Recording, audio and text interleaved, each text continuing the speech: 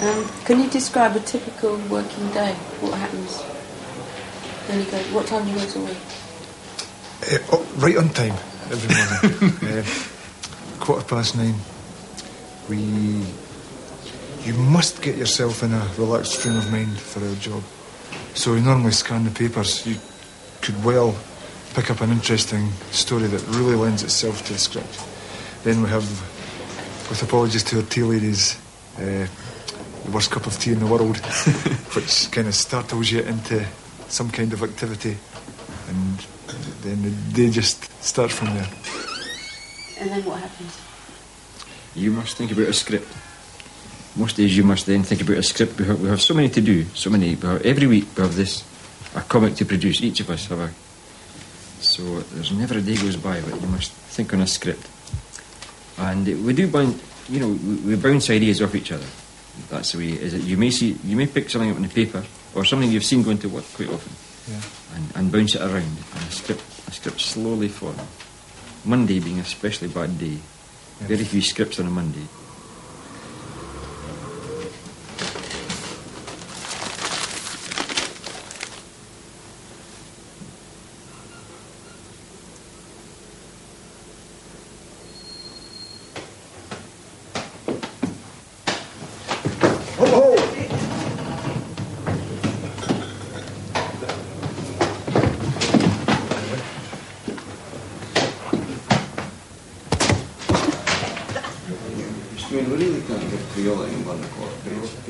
Dramatic change came about in the 50s, and I think the introduction of Dennis the Menace really started that.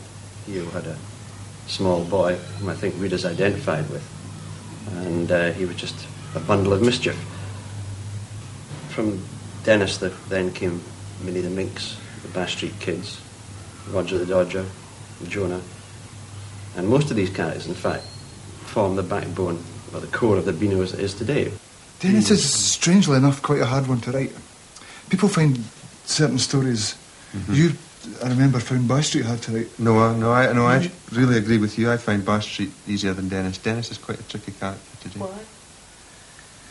Well, because although he is the hero of the strip, it's an odd one that... Walter's funny. Walter's a very funny character. Dennis is the hero. You've got to keep that balance. Well, Walter, for instance, he goes around picking flowers and paints his bedroom pink, and he exaggerates things, and it's nobody could, no self-respecting boy could put up with such a thing. I think that's why Dennis is so popular, because... And he tells tales. He does. He's a sneak. I mean, he's a thoroughly bad lot, really. When he sees Dennis approaching, he says, "I'll tell." And Walter's idea of a good evening is to settle down with a book of hard sums. George Mooney has always said the view of a children's playground from this window gave him the initial inspiration for the series that finally became the Bash Street Kids. Initially, of course, it was entitled When the Bell Rings, rather much when the clock strikes 4 out they pour, and he obviously got considerable inspiration from just looking at the kids dashing around the playground. So there's a great war going on between the pupils and the teacher, and the pupils don't always win. That's the great thing, and the teacher wins occasionally. Much to his surprise. But it's so daft, it's so... It's good. It really is good stuff. My grandson loves it. He puts his nose in the book, and he's sold on that strip for almost a day. But last time I spoke to you, you didn't really approve of children being naughty too much. Being shown to be naughty, but then there is a punishment. There is a moral. There's always, they don't get away with it. I mean, if they do something really naughty, then there must be punishment. And kids appreciate that, I think. At the time I read somewhere that children had powerful eyeballs, 16 times more powerful than adults. I had no idea whether that was true or not, but certainly they were powerful because they never missed anything. And I could put a tiny microscopic little extra gag in a corner, and they would write in about it. In Bash Street, I portrayed teacher as ineffectual. He could never master the kids. And yet in cartoon terms, he had to be a strong character, had to be a strong presence on the page. And I made him very tall, very bony, very thin. I gave him weight, and I used archaic symbols like the mortarboard, and his black trousers, black mortarboard, were sort of solid blacks. And I surrounded him with little artifacts that would bring the attention to him. In one set in 1961, the circus set, where he'd been trundled off in his car by the kids to the circus, and he's passing his own house. There's his wife in the window, looking remarkably like teacher with a moustache and so on. There's the homework books piled up in the dustbin, lots of other detail, that kind of stuff. So I was always bringing attention to teacher.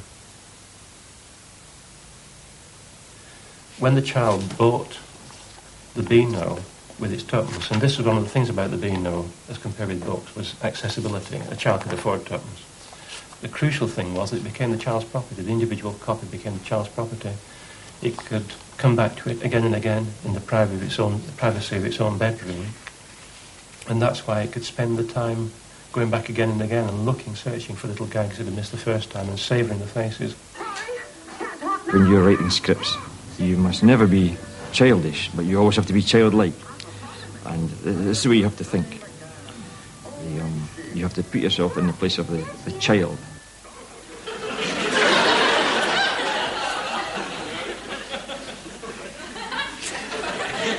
It's got me beat. I just can't make it out. Just can't understand it at all. The market's down 4 points. It's got me beat as well.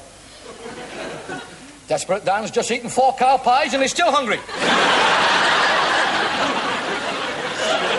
And I'm inclined to say, and it's only half jocularly, that, in a long and varied and interesting life, I really was rather more sure at the end of a working week on the Dandy comic that I'd added to the sum total of human happiness than I've ever been quite sure as a cabinet minister or a European commissioner or as chairman of the IBA.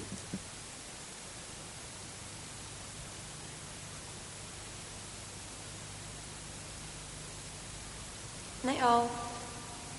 Good night, Jim. Good night, Alan. Good night, Ewan. Night, Morris. And good night, children, everywhere.